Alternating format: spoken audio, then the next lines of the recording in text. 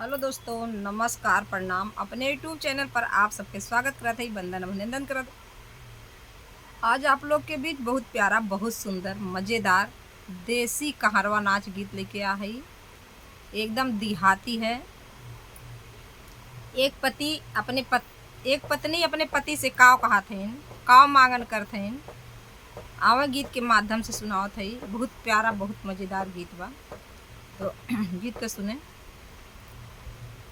हंस के कहाली गुजरिया बलमा छपवैदा चुनरिया। हंस के कहेली गुजरिया बलम छपवैदा चुनरिया। हंस के कहेली गुजरिया बलम छपवैदा चुनरिया। एक ओरी मथुरा एक ओरी गोकुल, एक ओरी मथुरा एक ओरी गोकुल, बिचवा में अवध नगरिया बलम छपवैदा चुनरिया। बिचवा में अवध नगरिया बलम छपवैदा चुनरिया। हंस के कहेली गुजरिया बलम छपवैदा चुनरिया।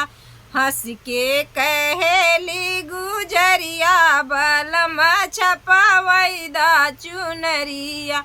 एक ओरी सूरज एक ओरी चंदा, एक ओरी सूरज एक ओरी चंदा, बिचवा में ताराया जोरिया बलम छपवैदा चुनरिया। बिचवा में तारा आजोरिया बलम छपवैदा चुनरिया। हंस के कहेली गुजरिया बलम छपवैदा चुनरिया। हंस के कहेली गुजरिया बलम छपवैदा चुनरिया। एक ओरी गंगा एक ओरी जमुना, एक ओरी गंगा एक ओरी जमुना, बिचवा में सरजूला हरिया बलम छपवैदा चुनरिया। बिचवा में सरजूला हरिया बलम छपवैदा चुनरिया।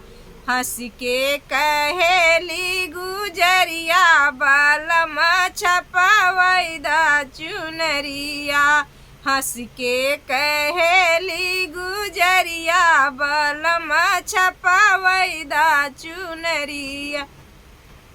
एक ओरी सासू एक ओरी ससुरु, एक ओरी सासू एक ओरी ससुरु, बिचवा में आपन सूरतिया बलम छपवैदा चुनरिया। बिचवा में आपन सूरतिया बलम छपवैदा चुनरिया। हंस के कहेली गुजरिया बलम छपवैदा चुनरिया।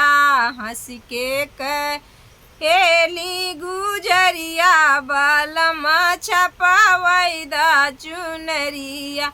हंस के कहेली गुजरिया बलम छपवैदा चुनरिया।